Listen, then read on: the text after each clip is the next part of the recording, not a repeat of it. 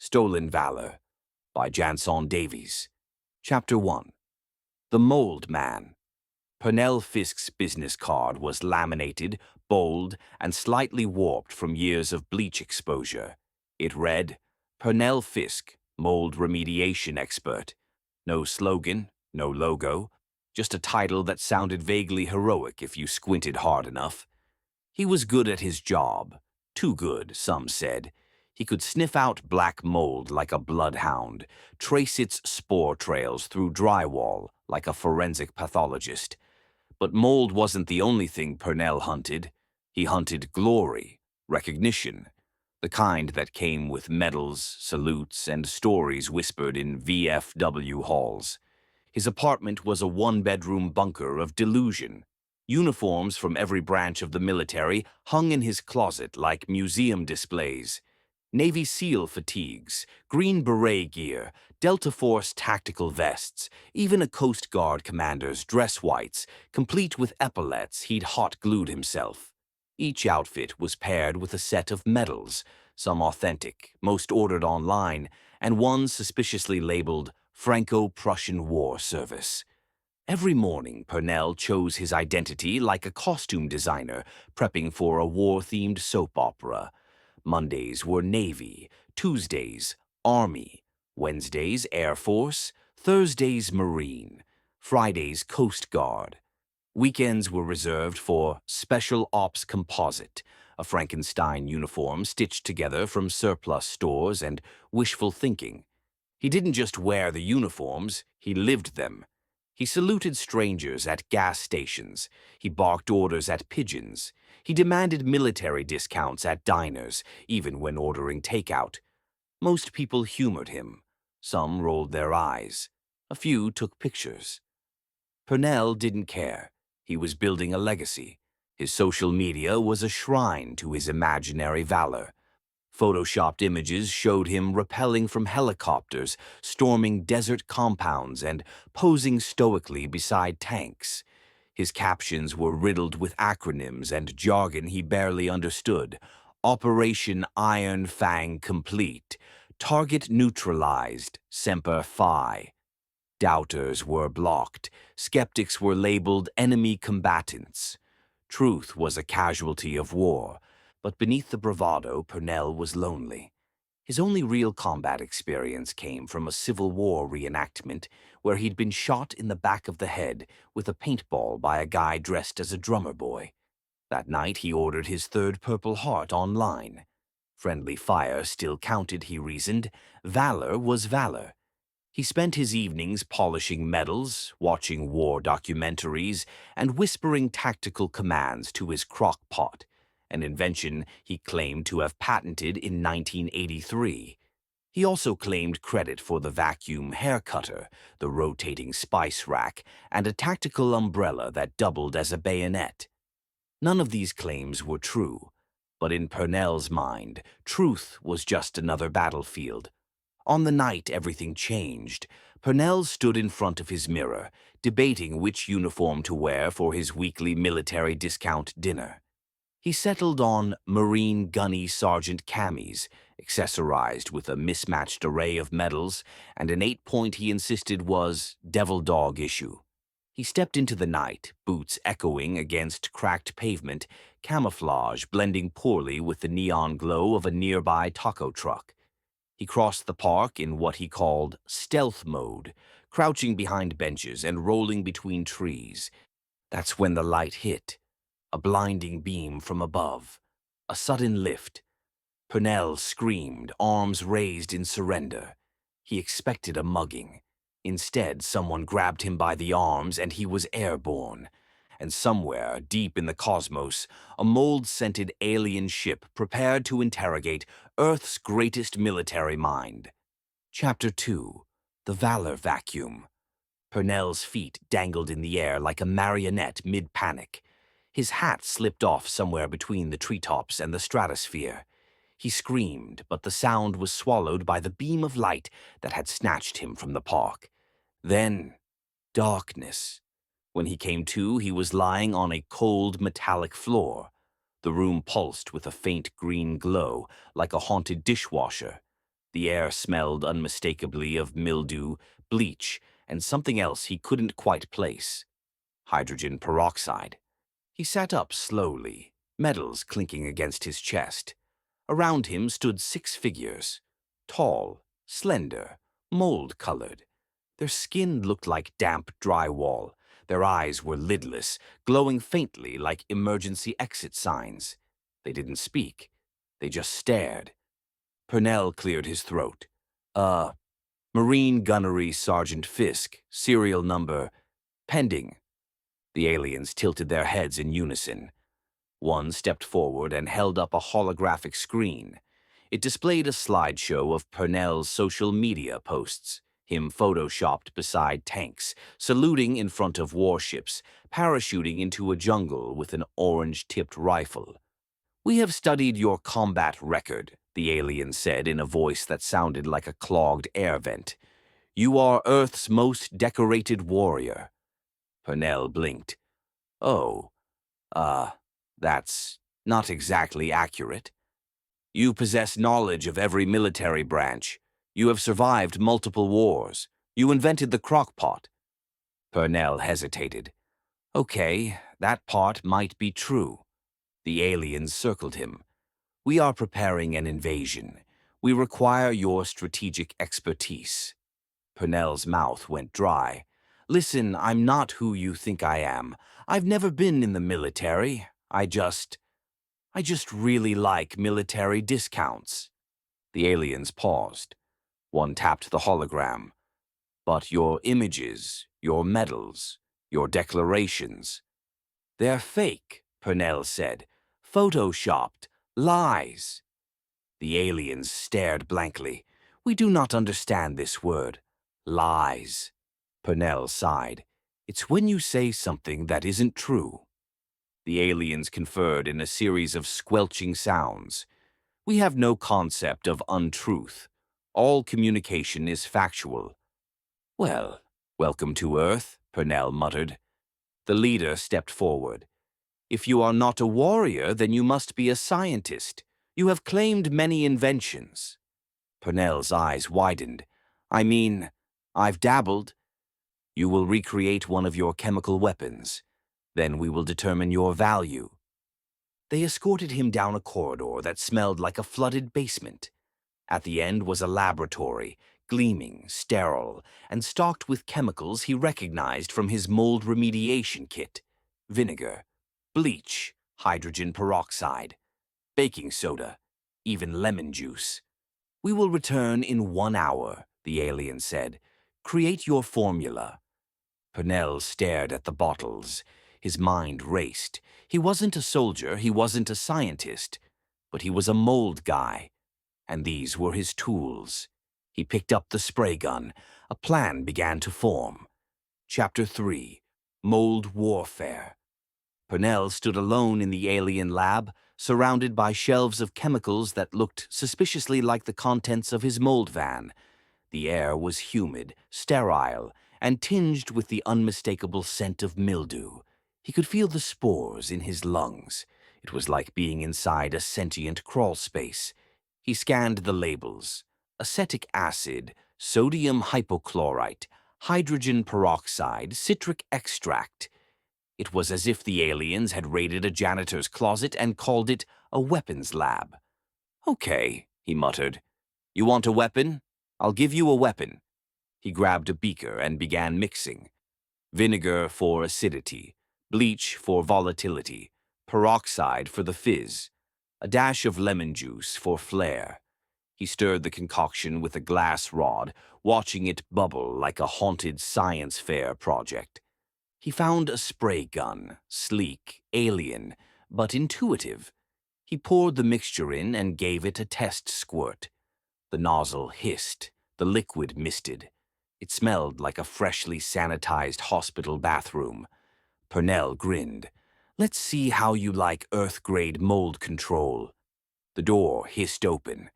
The aliens returned, their translucent skin pulsing with anticipation. "Have you completed your formula?" the leader asked. Purnell raised the spray gun like a flamethrower. "I call it Operation Bleach Storm." He pulled the trigger. A fine mist enveloped the nearest alien. It shrieked, a high-pitched wet sound like a sponge being tortured. Its skin began to bubble. Mold patches flared and dissolved. The creature collapsed, twitching. The others panicked. One slammed a button on the wall. Alarms blared. Lights flashed. The leader staggered backward, clutching its chest. "Deadly nerve agent," it screamed. "Evacuate the human. He is too dangerous." Purnell kept spraying, backing toward the exit. "You wanted Earth's greatest warrior. Turns out I'm that guy." A beam of light engulfed him. The lab vanished. The ship vanished. The aliens vanished. And just like that, Purnell was back in the park, standing in a puddle of his own chemical cocktail, still wearing his marine camis, medals glinting in the moonlight. He found his hat and pulled it on. He didn't want to be caught out of uniform. He looked around. No witnesses, no proof. Just the faint smell of bleach and the distant sound of a taco truck generator. He ran. Chapter 4. Tell it to the judge. Purnell burst through the glass doors of the Whittier police station, panting, medals clinking like wind chimes in a hurricane.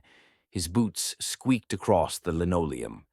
His uniform, Marine Gunny Sergeant camis, slightly scorched from alien lab fumes, was stained with bleach and vinegar. He looked like a war hero who'd just fought a battle with Mr. Clean. The desk sergeant blinked. "Can I help you?" "I need to speak to Homeland Security, or NORAD, or whoever handles alien invasions," Purnell gasped. "I've just returned from an abduction. They tried to interrogate me. I neutralized them with a chemical weapon. Earth is safe, for now." The sergeant stared. "You're... who exactly?" "Gunnery Sergeant Fisk," Purnell said, straightening his posture. "Unofficial consultant to the Pentagon, Alien Repellent Division." A detective stepped out from the back office, tall, stern, wearing a badge that read Detective. R. Salazar, Cybercrimes Unit. He squinted at Purnell, then frowned. "I know you," Salazar said. "You're the guy from the stolen Valor cases. We've been tracking your social media for months." Purnell blinked. "Wait, what?"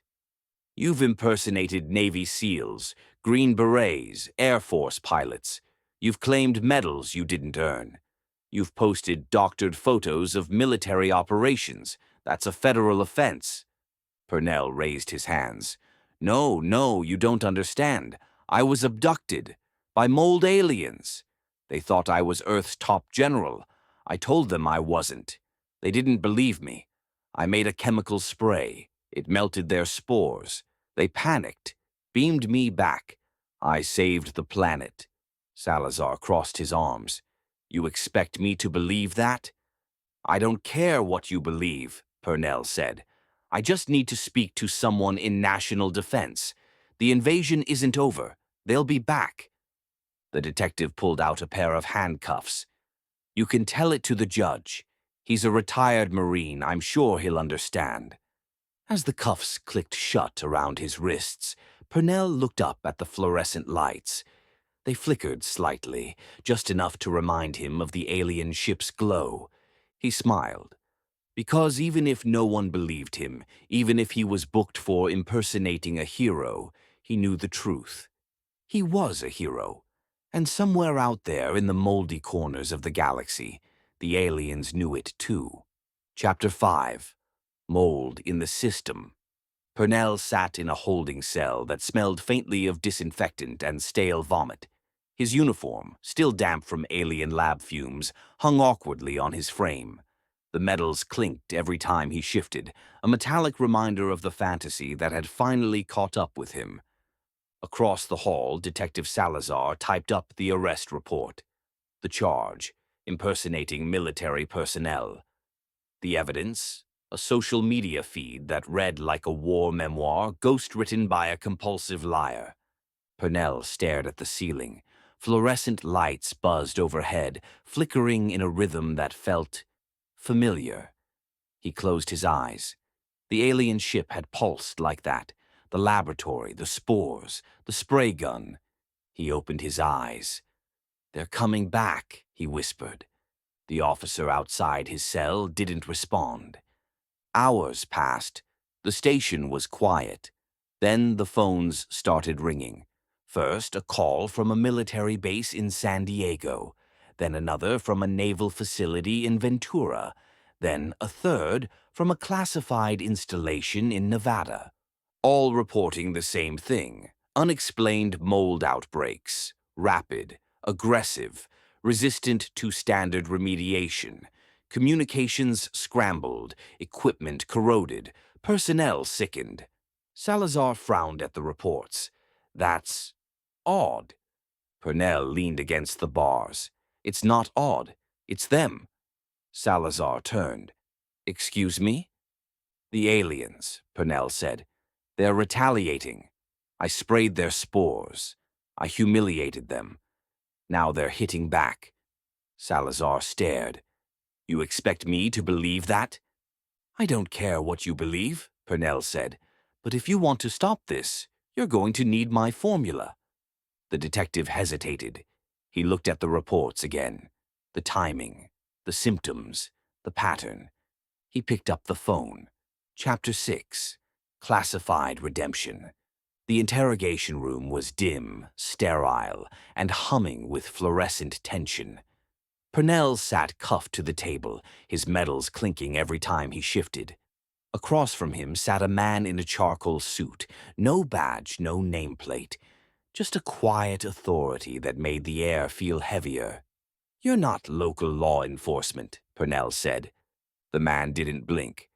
"I'm with a task force that doesn't officially exist." Purnell leaned forward. "Let me guess. Alien Encounters Division?" The man slid a folder across the table. Inside were satellite images, military bases blooming with fungal growth, radar interference patterns, and a classified memo titled Biological Anomaly. Non-terrestrial origin suspected. "We've had outbreaks in 6 installations," the man said. "Communications scrambled, equipment degraded, personnel exposed, all within 24 hours of your return." Purnell nodded solemnly. "I told them they'd retaliate." The man tapped the folder. "We need your formula." Purnell hesitated. "I'll give it to you, but I want full immunity, no charges, and a real medal, not one I had to order off eBay. The man studied him. "You impersonated military personnel. You fabricated your entire armed forces career. And still managed to save the planet," Purnell said. "That's got to count for something." The man stood. "You'll be transferred to a secure facility. You'll recreate the spray. If it works, you walk. If it doesn't—" Purnell smirked. "Then I guess I go down as the guy who lied his way into Leavenworth." The man paused at the door. "You're not a soldier, Mr. Fisk. You won't go to Leavenworth. You'll be sent to a solitary cell at San Quentin, or worse." Purnell raised an eyebrow. "What's worse than a solitary cell at San Quentin?" "A CIA black site somewhere in the Middle East." Chapter 7. Operation Bleach Storm. The facility was buried beneath a decommissioned airfield, camouflaged by rust and bureaucracy. Purnell was escorted through a series of biometric checkpoints, each guarded by soldiers who looked at him with a mix of suspicion and disbelief. He wore a government-issued jumpsuit now, no medals, no rank, just a barcode stitched over his heart. The lab was pristine, stainless steel counters, chemical racks, a ventilation system that hummed like a war drum. It smelled faintly of antiseptic and fear. A scientist in a hazmat suit handed him a clipboard. "We've replicated the compounds you described: vinegar, bleach, hydrogen peroxide, citric acid. We even threw in borax for good measure." Purnell nodded. "Good. Mold hates borax." The scientist hesitated. "You understand this is a test. If your formula fails, you go back to holding. If it works—" "I walk," Purnell said, "and I want a medal. A real one, not something from a reenactment catalog." He approached the mixing station. His hands moved with muscle memory, years of scrubbing crawl spaces, battling spores, and pretending to be someone he wasn't. He combined the ingredients in precise ratios, stirring until the solution fizzed like a tactical soda. He poured the mixture into a modified spray gun. Sleek, pressurized, lethal. A containment chamber opened. Inside, a sample of the alien mold, pulsing, growing, feeding on synthetic fibers and military-grade insulation. Purnell stepped in. The door sealed behind him. He raised the spray gun. "Let's dance." He fired. The mist enveloped the mold. It hissed, shrieked, recoiled. The chamber lights flickered. Alarms blared. The mold began to dissolve, first slowly, then violently, collapsing into a puddle of inert sludge. The door opened. The scientists stared. "It worked," one whispered. Purnell stepped out, mist clinging to his jumpsuit like war paint. "Told you, I'm a mold guy." A general entered the lab, stern, decorated. He looked Purnell up and down. "You're not a soldier," the general said. "No," Purnell replied, "but I just won a war." Chapter 8, Back to Earth. The debrief was silent, clinical, and classified. Purnell sat across from a panel of officials, military, intelligence, science, none of whom wore name tags. They asked no questions. They simply watched the footage. Mold dissolving, spores retreating. Purnell standing in the containment chamber like a bleach-stained prophet. When the lights came up, the general from the lab spoke. "You'll be released. No charges, no record. This never happened." Purnell leaned forward. "And the medal?" The general slid a large velvet box across the table. Inside was a hefty sunburst medal. No rank, no branch, just a single inscription for stupendously spectacular services in defense of Earth. Purnell stared at it. It wasn't flashy, it wasn't historic, but it was real. They drove him back to Whittier in an unmarked van. No escort, no press. Just a quiet drop-off near the park where it all began. He stepped out, still in the jumpsuit, holding the medal like a relic. The sun was rising. The taco truck was already setting up. He walked home. His apartment hadn't changed. Uniforms still hung in the closet. Medals still lined the walls. The crock-pot still sat on the counter, half filled with something he'd once called combat chili. But something inside him had shifted. He updated his business card, Purnell Fisk, mold remediation expert consultant to the Pentagon Defender of Earth. He didn't expect anyone to believe him. He didn't need them to. Because somewhere out there in the damp corners of the galaxy, the aliens remembered him. And that was enough. The end. Please like, comment, and subscribe. Thank you.